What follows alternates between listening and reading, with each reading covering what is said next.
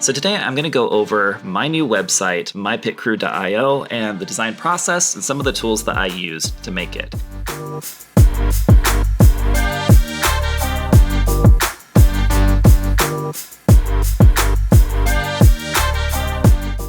Now, right off the bat, as a business website, I knew that this thing needed to have a few checkboxes that it needed to tick.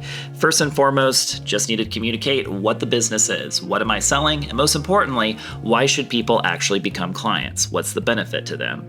But also equally importantly was the back-end functionality. I knew that it needed to have the capability to be dynamic, to change content as easily as possible with as minimal code as possible, because a lot of things that I'm going to be featuring on here are changing things, different services, new services, different prices, maybe some deals, different projects that I'm working on. It's kind of like a blog just beyond the standard articles that you see, even though it also has a blog. So this design process needed to have the tools that I could use to enable that kind of functionality, as well as to give me an iterative approach. I like to do a lot of trial and error, start from very big broad concepts in the design and then move to the particulars, see what works, refine things that don't, and then just finally land on the end product through iterations of design and feedback, kind of an agile process, as it were. So you're going to see that a lot of the tools that I used and the final product that I got to really embody this kind of approach, and the tools that I used allowed me to take that kind of approach. So step one, the design process. Now, as a quick tip, if you don't know what you want your website to look like and just are looking for inspiration, the internet is full of different sites that have portfolios, that have kind of catalogs of what other people are making. Something like awards.com is a great source just to see live websites, portfolio feature pieces, UI widgets, and just things people are creating for fun. So you might find some of the ingredients, some of the inspirations for your own website in a place like this.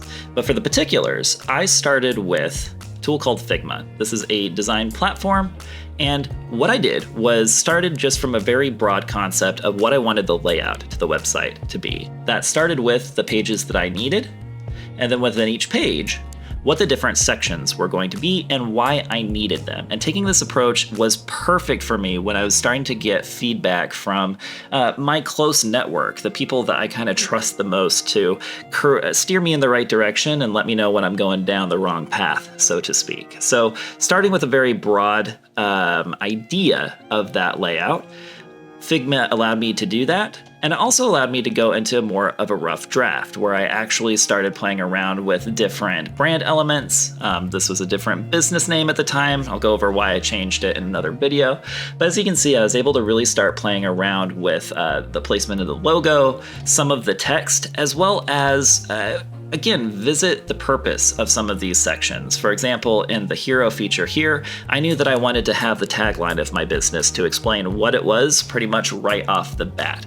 And so that was where the rough draft stage came into play.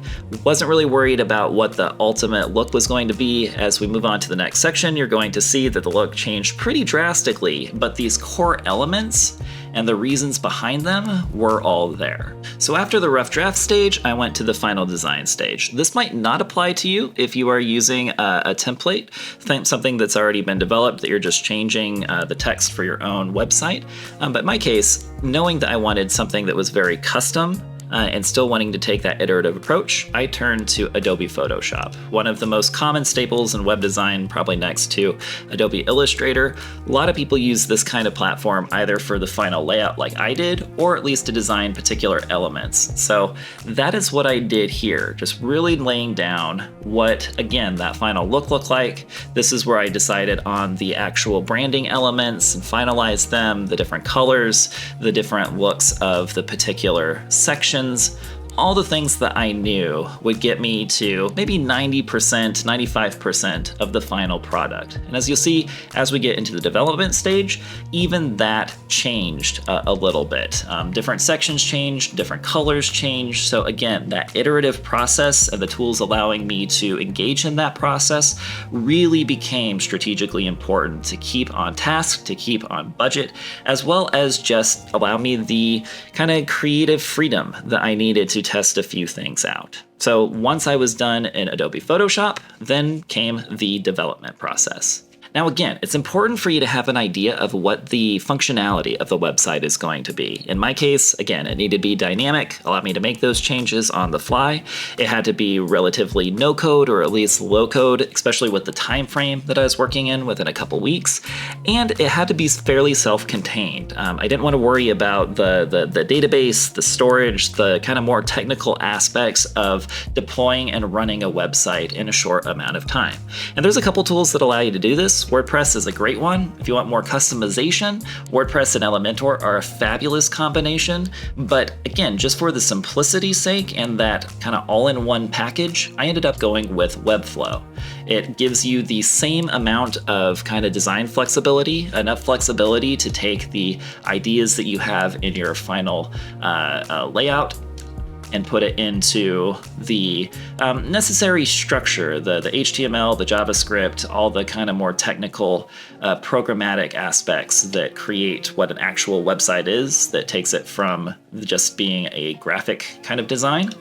And it also has a lot of different functionality in the backend that I was looking for.